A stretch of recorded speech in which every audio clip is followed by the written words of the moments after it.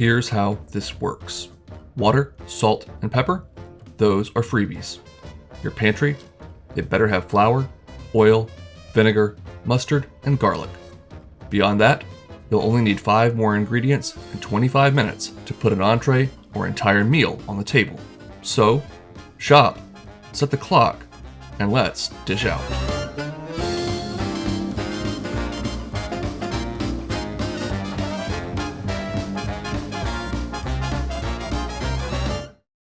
Our 5 ingredients for this episode are some beef meatballs from the frozen section, some tricolor or brown quinoa, a teriyaki sauce, a couple of nice vibrantly colored bell peppers, and some Brussels sprouts.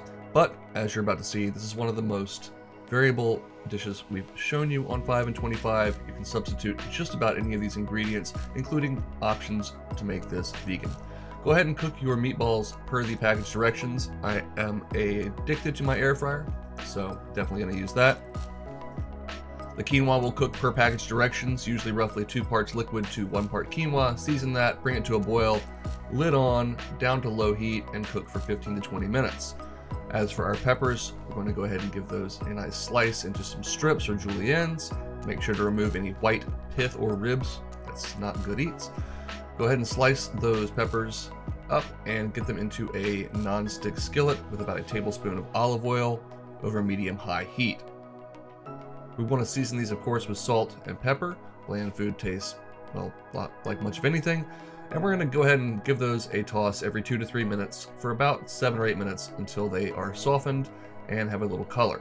While we wait for them to cook, we can prep our Brussels sprouts, which we will be taking the stem end off of and then slicing into nice little shreds. You could certainly do this in a food processor or on a mandolin, but a good sharp knife and some decent knife skills are really all you need to do it by hand. Once our peppers have slightly charred and are just soft to the tooth, we're going to go ahead and set those aside. We'll use that same pan, which we will refuel with a little bit of olive oil, and add our Brussels sprouts. Again, we're only going to give these about 5 to 7 minutes. We don't want them to be totally mushy. We just want to get a little color on the outside and have them wilted. Season with salt and pepper, of course, and toss every couple of minutes, getting a little bit of color on just a few of those lovely shreds. Now, I like to add a little splash of red wine vinegar to almost turn this into a warm Brussels sprout salad. Of course, that came from our pantry and it is optional, but that nice punch of acidity at the end really helps to tie this dish together.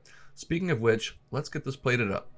Our cooked meatballs will go into a bowl, along with a healthy drizzle of our teriyaki sauce.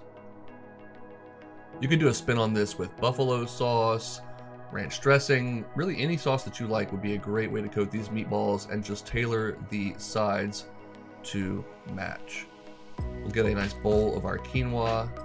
It's going to form the bed for this meal. Plate your meatballs up. I'm going a little extra here and making this look nice and fancy, but of course I have to take a picture for the thumbnail. You could really just throw all this stuff on top of your quinoa and get to town. I'm going down with my peppers and then a nice handful of that warm Brussels sprout salad. And finally, just for a little fancy touch, I happen to have a few tuxedo sesame seeds in the pantry, and of course, you know I have green onions on hand, so those aren't part of your 5 ingredients, but if you have them nearby, they really do help to complete the dish. There you go. All of these flavors work so well together. You have that slightly sweet, slightly fruity teriyaki sauce, those fresh peppers with a little bit of a kick from the vinegar in the Brussels sprouts, and the quinoa is really, and I don't mean this in a bad way, a really nice blank, protein-filled canvas on which to paint everything else. I hope you'll give this a try, make it your own, but certainly make it delicious.